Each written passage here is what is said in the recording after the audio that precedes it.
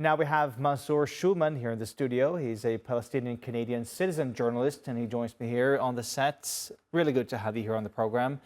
You were living in Gaza when October the 7th happened. It was you, your wife, your kids. What do you remember of that day? We woke up on the early morning on October the 7th with the sounds of thousands of rockets being fired. We didn't know what was happening. I think it was the same feeling that everyone else in Gaza had at that time. And later that day, we understood that there was a big incursion that was happening inside the Israeli territories. And we realized that this is going to be something big. A war is coming, and we need to prepare for it. But now, over 9 months later, no one would have expected for us to reach the tolls that we're seeing right now in terms of those who were displaced, killed, and wounded. And the whole world is watching. And yes, there are free people there talking about Palestine and Gaza, but still we need more momentum. I think that the peace negotiation talks that are happening in Doha today, what I'm hearing is that people are optimistic about its outcomes. However, what's happening today in Gaza City is extremely deplorable. Right now, all of Gaza City is asked to evacuate, leaving them in famine, hunger, without any clothes, shelter, water or food. We're talking about over 500,000 people asking to be displaced. And the message I'm hearing from the people on the ground there is that we are not leaving Gaza City. We are not leaving the north. We're not going to listen to this occupation that has keeping moving people up north, south, east, and west. And at the end, there is no place safe in Gaza. So they are remaining there, steadfast and resilient, until God wishes the outcome for them. Well, Israel says this is a dangerous combat zone. They don't think it's better to leave Gaza City and try to find a safe place somewhere else? There is no safe place in Gaza. Gaza everywhere is dangerous. Anywhere can be bombed or overrun by a land invasion at any moment. So the people inside Gaza are very politically aware that these are negotiation tactics by the Israelis in order to put more pressure on the Palestinian leadership to give in to more demands by the Israelis. So they are aware of that, and hence they are staying put.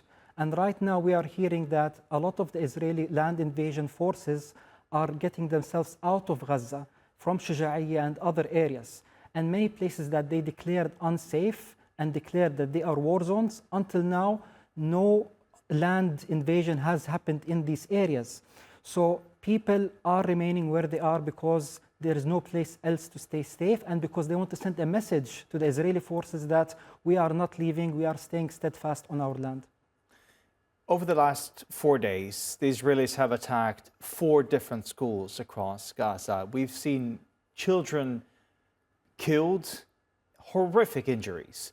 When you see those kind of images from your homeland where you were living for so long, what do you feel? In the beginning, it was very emotional. It was very difficult to hold your eyes and your tears. But unfortunately now, the world has gotten used to this. And right now, it's all about acting. I understand that this is happening there right now, but we all need to act, given whatever we are capable of, to stop this. For me personally, when I decided to leave Gaza in March after I lost everything, I decided that we need to continue the charity work on the ground and expand on it. We need to amplify the Palestinian voices on the ground by appearing on international TV news stations and appearing on different social media platforms, in addition to ensuring that Gaza stays on the headline wherever we go. And not only that, but we also need to advance how we talk to the Western audience as Palestinians. We are good when we talk to the Arab audience or the Palestinian audience, but what about those that do not speak the Arabic language or do not understand the Palestinian culture? We need to ensure that we get the message across to them in a way that they understand, so that it can affect how they later on vote and elect their leaders, which will at the end affect the relations in the Middle East and the Palestinian cause moving forward. This message that you're talking about, what is that? Number one is that Palestinians are very strong mentally in terms of faith, and they will not back down. They will not suffer defeat. It's been over 8 months, and the willingness to stay strong and stay relentless on their land is not changing. It's actually getting stronger. And people who were before not part of the resistance are now voicing that they are now considering to join the resistance because they've seen their fathers murdered, their mothers murdered, their children's murdered.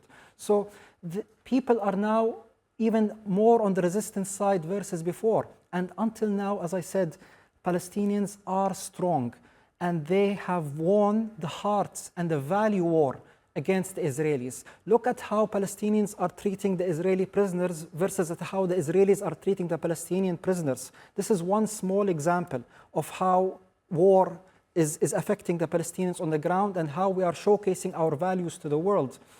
What we are asking for as Palestinians is free Palestine, we need Jerusalem back, and we need the prisoners, the thousands of prisoners who are under administrative detention or have been imprisoned politically for the last 20 plus years to be released as soon as possible. These are our messages to the outside world. Freedom, similar to what happened in South Africa over 30 years ago. When you hear these kind of statements from certain Israeli politicians about making sure that Palestinians leave Gaza, that it becomes an Israeli land again, what does that make you feel? I think it's a joke. The Israeli forces and their security agencies know Gaza and know their mentality. They know that the people of Gaza are very strong-minded and they stick to their land and they will never leave it. And they will fight for it till their death, if need be. I think it's just more of a psychological and mental warfare to put more pressure on the Palestinian negotiator in Doha and in Egypt and in Turkey and in other places in order to give in towards more demands as we head towards a permanent ceasefire, hopefully. Mansour Shouman, a Palestinian Canadian citizen journalist who used to live in Gaza together with your family and then was forced to leave in the end. You had your family leaving and then you stayed on and you took all those really important videos and important pictures that you shared with the world. I just want to have a final question to you. Do you want to go back? I wish I was still there, to be honest. But then I'm reminded that each one of us need to play a role in this, and that this struggle is bigger than being physically in Gaza. Being outside of Gaza, I can still play a role in this. However, my heart is still there, and I still wish I was there with my people. Mansour, thank you so much for joining us here in the studio. Thank you.